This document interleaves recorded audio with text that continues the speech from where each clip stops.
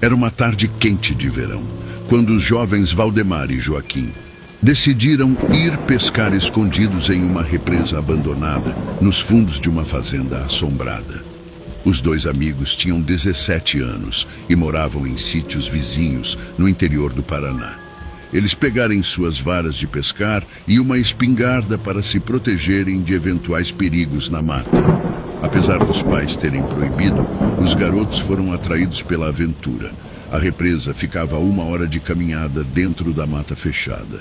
Chegando à beira da represa, começaram a pescar e logo encheram um balde com várias traíras gordas. Distraídos, não perceberam o tempo passar e a escuridão da noite cair.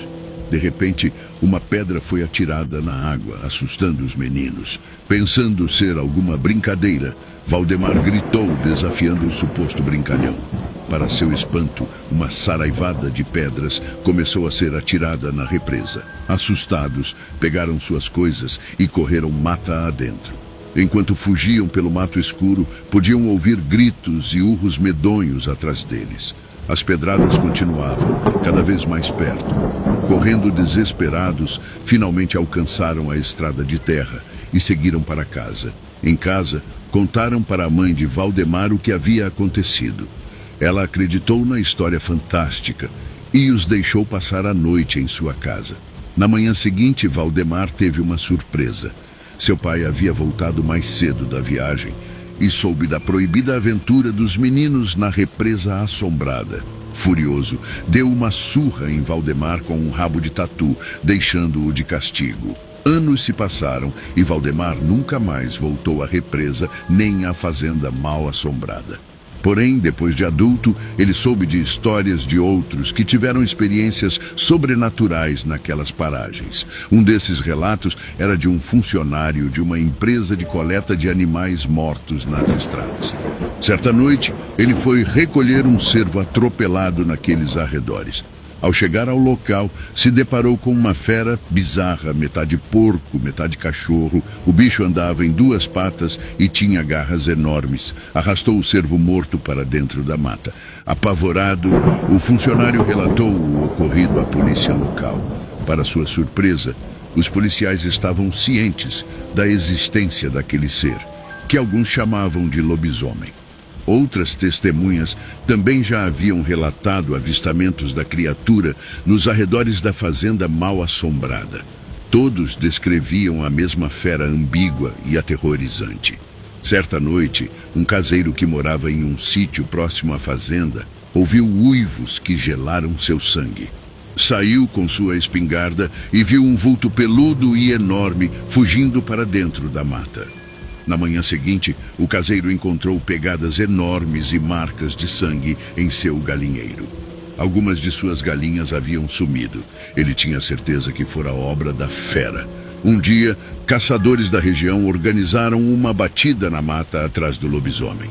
Encontraram uma gruta escondida com ossos e caveiras de animais por todos os lados. Mas o bicho conseguiu fugir. Anos depois, um jovem que passeava a cavalo nas redondezas desapareceu misteriosamente. Seu cavalo voltou sozinho para casa, ensanguentado e com a sela arrebentada. Equipes de busca percorreram a região atrás do jovem desaparecido, sem sucesso. Alguns juraram ter ouvido uivos sinistros durante as buscas noturnas na mata. O garoto nunca foi encontrado, mas boatos corriam que ele teria sido mais uma vítima do lobisomem que assombrava a região há tantas décadas. Os pais do rapaz, inconsoláveis, acabaram vendendo suas terras e indo embora.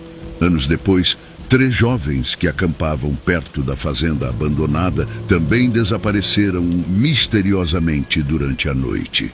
Seus corpos jamais foram localizados. A polícia fez buscas com cães farejadores que captaram um estranho cheiro animal na área do desaparecimento. Novamente, os boatos sobre o lobisomem ressurgiram. Um detetive particular foi contratado pelos pais de uma das vítimas para investigar o caso. Ele se instalou em uma cabana próxima à fazenda assombrada, determinado a desvendar o mistério. O detetive passou muitas noites em claro, à espreita com sua arma, esperando algum sinal da fera. Certa noite, avistou um vulto enorme e peludo rondando sua cabana. Atirou contra a criatura, que fugiu, uivando. Na manhã seguinte, o detetive seguiu as pegadas ensanguentadas até uma gruta escondida. Dentro, encontrou diversos restos humanos, confirmando suas suspeitas sobre o lobisomem. Buscas foram organizadas para cercar e prender a fera, que continuava aterrorizando a região. Os moradores mais antigos sabiam que não era a primeira vez que o lobisomem atacava a área. Conta-se que na década de 1920, um menino desapareceu misteriosamente. Seu corpo foi encontrado dilacerado dias depois. Na época, também culparam um lobisomem pelo ataque. Havia inclusive relatos de avistamentos de uma fera ambígua rondando a região desde o século XIX, quando a fazenda foi estabelecida. Ela teria maldito aquele lugar. Determinado a acabar com aquela praga diabólica, o detetive convenceu as autoridades a incendiarem a mata ao redor da fazenda assombrada, para enfim matar o lobisomem. No dia marcado, atearam fogo na floresta. Com a fumaça e o fogo se alastrando, os bombeiros avistaram um vulto enorme saindo da gruta em direção à fazenda abandonada. O lobisomem, agora visível e encurralado, mostrou sua verdadeira forma demoníaca, maior do que qualquer lobo.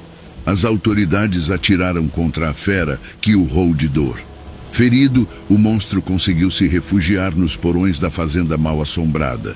O lugar foi cercado e, mesmo debilitado, o lobisomem investiu contra os sitiantes, matando 3. Incendiaram a fazenda para, enfim, destruir o maldito ser. Os bombeiros ouviram uivos agonizantes vindos das chamas que consumiam o prédio. A fera não poderia ter sobrevivido.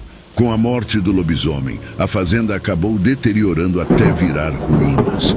As terras foram abandonadas, pois ainda pairava uma aura maligna sobre o lugar. Ninguém se atrevia a morar ali.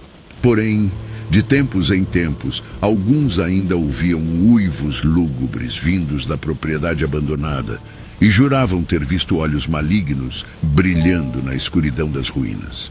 Certa noite, ao passar de carro por aquela estrada deserta, o já idoso Valdemar teve uma visão que o deixou gelado.